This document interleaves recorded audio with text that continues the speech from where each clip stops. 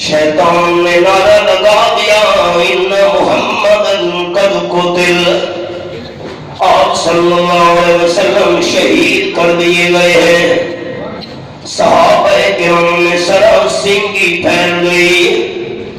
کچھ لوگ کہنے لگے واپس مدینہ طیبہ پلٹ جائیں۔ بعض صحابہ کرام نے ہتھیار پھینک دیے، لڑنے کا کیا فائدہ۔ بعض صحابہ کرام کہنے لگے نہیں نہیں، اللہ کے محبوب نہیں رہے، ہم زندہ رہ کر کیا کریں۔ رب العالمین نے قرآن پاک کا مقام نازل کر دیا، فرمایا وما محمد الا رسول، میرے محبوب صلی اللہ علیہ وسلم کوئی الہ تو نہیں ہے، موت سے پاک ہو، آپ تو اللہ کے رسول ہیں۔ آپ سے پہلے کئی رسول دنیا میں آئے، تشریف لے گئے، میرا محبوب اگر فوت ہو جائے یا شہید کر دیا جائے، انقلبتم علی اعقابکم، تم دین چھوڑ دو گے۔ خلاصہ کیوں نکلا؟ رب العالمین نے اشارہ کر دیا، شخصیت مشن کی پابند ہے، مشن کسی شخصیت کا پابند نہیں ہے۔ آپ صلی اللہ علیہ وسلم دنیا سے چلے بھی گئے تو آپ صلی اللہ علیہ وسلم کا مشن ہمیشہ جاری رہے گا۔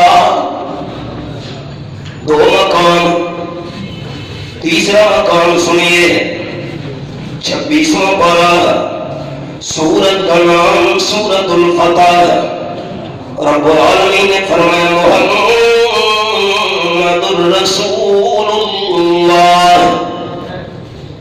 یہ میرے سامنے سورت الفتح کھلی ہوئی ہے اور آیت کا نمبر 29۔ حدیبیہ کے مقام پر صلح نامہ لکھا جا رہا ہے۔ جب الفاظ لکھے گئے یہ صلح نامہ کن کی طرف سے ہے؟ من محمد الرسول اللہ صلی اللہ علیہ وسلم۔ تو مشرکین مکہ کا جو نمائندہ بن کر آیا تھا سہیل ابن عمرو، وہ کہنے لگا رسول اللہ کے لفظ مٹا دیجئے، اس کے بجائے محمد ابن عبداللہ لکھیے۔ اگر ہم آمنہ کے لال صلی اللہ علیہ وسلم کا رسول مان لیتے تو آپ صلی اللہ علیہ وسلم سے جھگڑنے کی ضرورت ہی نہیں تھی۔ آپ کے راستے میں کانٹے کیوں بچھاتے، آپ کو پتھروں کا نشانہ کیوں بناتے؟